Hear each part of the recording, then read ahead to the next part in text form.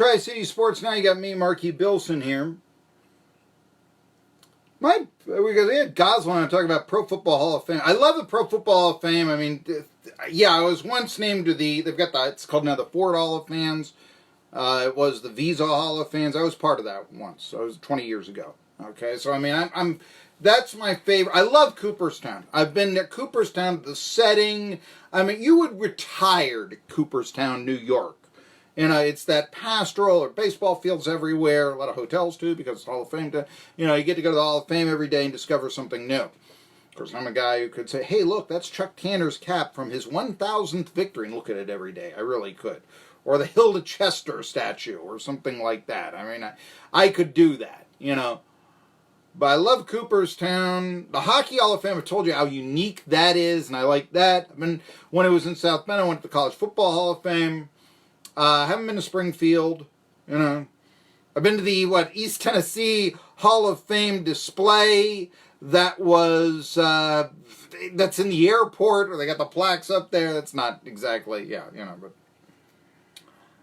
They got the Country Music Hall of Fame in Bristol. That used to be a room in the Bristol Mall. What is it now? I mean, I've been there, and it's now more expansive and such. But I will tell you this, that you've got, with the Pro Football Hall of Fame, I guess that is kind of my favorite. And maybe because it is in Canton, Ohio, so that's, you know, relatively close to us. And it was, you know, my mother was born in Stark County, Ohio. I like to talk about Stark County, Ohio is the most distinctly American county in the country. Not only has it been the bellwether and all, but I believe 2 presidential elections. But I defy you, I think it's the only one, that you can name a county in the United States that both a president and a Super Bowl winning quarterback have come from. McKinley and Len Dawson, Stark County, Ohio. So there you go. All right. You know, anybody from Stark County, from, you know, Alliance or Canton or Massillon or somebody like that, you know. But it's also, yes, where pro football was born, or at least the NFL was born. Pro football was actually born, I believe, in Jeanette, PA. That was the first time what was it? What was his name? I know that it was paid $500 in the 1890s. And he had a really weird name, Pufflefinger. Was the first professional football player. I paid him $500 to play. And an athletic team, you had these, in that era, you had basically club teams. I mean, you know, libraries would have teams. Andrew Carnegie's Homestead Library has actually won 2 pro football championships. That's more than the Seattle Seahawks. Consider that, okay? You know, so it's where the game comes from, that area. Ohio, Western PA, you know, that sort of thing, okay? I guess the first college game was Rutgers 6, Princeton 4 in New Jersey, but that's where the game, you know, didn't start playing high school football around in these parts until 1920. So there you go. But, which was the year the NFL started up, so there you go. And I mention all of that because, yeah, I do really like it. And I think Canton, you know, Pro Football Hall of Fame, maybe it is my little personal, you know, feel with it. I was once honored there. I really do love it. So, yeah, and I do want to see those guys who maybe passed on a long time ago considered for membership and such. Anyway, let's go a little bit more local. There's a lot of talk about DJ Burns and what the Tennessee Volunteers are going to do on the front court next basketball season. And it's not even football season, but let's talk about this. The Vols are hoping and praying that Yves Pons, not to be confused with Yves Montone, Yves Pons, 7-footer transferred in from Arizona State. He's originally from Serbia by way of Chattanooga, will be eligible. They'll get a waiver. They'll be able to forego his year of sitting out for Tennessee. Oh, do the Vols hope so? Because, first of all, I'm not sure that Pons is all that good. Couldn't get in a lineup at Arizona State. So, is he really going to get in the lineup? You know, what's he going to do at Tennessee? But Vols need big men, and one of the reasons why is that DJ Burns announced his intention of transfer. Now, Burns hadn't played for the Vols, but he was a 2,000-point scorer, Rock Hill, South Carolina, and he was a nice prospect, and a lot was hoped of him to replace the likes of Schofield and Alexander and Williams this season. But instead, he packed up and decided to transfer, and it's now announced where he's going. He's going back home. Winthrop. Remember, I told you he was from Rock Hill, South Carolina. He's going to Big South. Winthrop, of course, historically, hey, Greg Marshall cut his teeth there. It's been a mid-major power. It is a little surprising, maybe, that Burns would go SEC to the Big South. Oh, that means he can't cut in the SEC. Don't be so sure. That is SEC bias underlined 3-4 times, if that's what you think, with the Burns transfer. Frankly, I think it's an indication that the mid-majors, the Winthrops, the ETSUs, the Western Carolinas, if you prefer, because, by the way, look at midmajormadness.com. SoCon John Hooper, who of course joins us every Monday at 1:30 talking about the Southern Conference, he has written a story in midmajormadness.com, the Air Conditioner League, revealing that he thinks the Catamounts could be the sleeper team of the Southern Conference next year. They return basically everybody, and he thinks that, they've got, I think, 5 scorers who averaged 10 or more points last year returning to the team.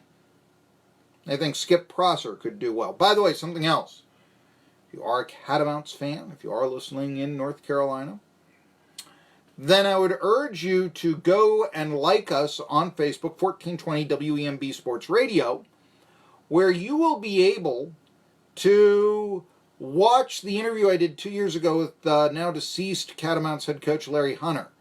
It was right before he retired after the 2017 season, and then he passed away 2 months later. He had a stroke.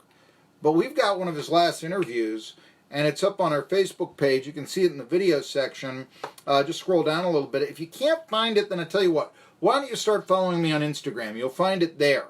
I've got it on Instagram, my own Instagram account, which is Marky Billson Tennessee Sports. So you can hear what Larry Hunter had to say 2 years ago if you are a Catamounts fan. But these schools are not catching up with the big boys. Certainly, the SEC. Hey, it was 2 years ago Chattanooga beat Tennessee, right? Who was it? It was Barnes who said, I'm not coming back to Johnson City after the Bucks gave them what they could handle in 2016. Which I think is, how can I say this? Gutless on the part of Tennessee. I think if Tennessee is going to be the state school, that they need to make a representation by playing, and they do every year in Nashville, and they've signed off to play in Memphis here recently, and we'll give you that. I mean, they play Vanderbilt every year, so they're going to be in Nashville for the grads out there. But I think periodically they ought to make an appearance in places like the Tri-Cities, in Chattanooga, if not Jackson, for that matter. Every now and then play Austin P on the road or Tennessee Tech. I don't know at what point, once every 5 years, every 10? But certainly more than once every 53. Because you're the state school, you got grads all over the state. And certainly if you're out in West Tennessee, you shouldn't be forced to say, I've got to drive to Knoxville to see my alma mater play. Now, they've gotten into the series with Memphis and all this, but anyway, it's just a sign, I think, of cowardice, because they say, that won't help out our NET rankings if we lose to ETSU. It's more of a benefit for ETSU because they're playing an SEC school. Perhaps. But I'll tell you what, you're missing an opportunity. You're missing a chance to enhance your brand.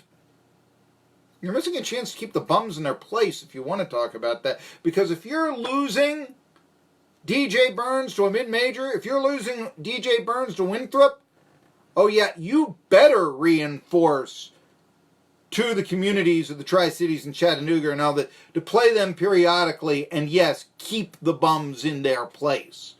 if you want to be the established brand of the #1 school in Tennessee, the Tennessee Volunteers. Now, yes, it's going to take a lot for Chattanooga to overcome that. It doesn't really seem likely. But I did used to wonder, why is David Blackburn openly campaigning, the then AD at Chattanooga, for the AD position, athletic director, at Tennessee? Because you know what? Chattanooga, the last time they played them, when you were the AD there, the Mocs defeated the Vols. And you got them to come there. I understand there's more money. It's the SEC versus Southern Conference. No, it's a higher level program. I do get it. All right? And it'll take a lot to ever bring Chattanooga up to that. I don't know. That's not really feasible, is it? But at the same time, they are D1. And there comes a time where if you are employed by that D1, maybe you shouldn't be hiking your skirt, even if you're from there, from another D1. At least not publicly. It's one thing to apply.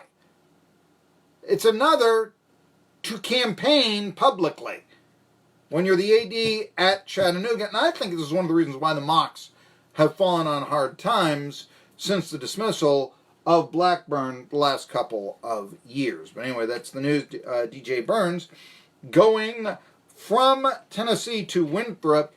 That's the Eagles' gain and the Volunteers' loss big time. I don't know who's going to play in a post either for the Vols. You know, John Fulkerson from Kingsport is going to be asked to do a lot of yeoman's work that he hasn't been doing before. And he's got to step it up big in a way that he hasn't before. Remember, he only averaged 3 points a game this past year. So, now what if he had been to Dobbins-Bennett, which I think should be the school that Ross Kelly says is the best for sports in the state of Tennessee, at least historically. You can certainly make an argument, and I think a better argument than what he chose, which was Baylor School, because of the golf program. Are you kidding me? Frankie DeBusk is the new AD at DB. We'll talk about that here a little bit later. We've got some other news. We've got a sports update coming up. You'll read what happened, or hear what happened in the Appalachian League. Let's see here. I want to thank Rick Goslin. That's on Archive, Tri-City Sports Now. And I'll also talk a little bit more about Jim Bouton when we come back after this.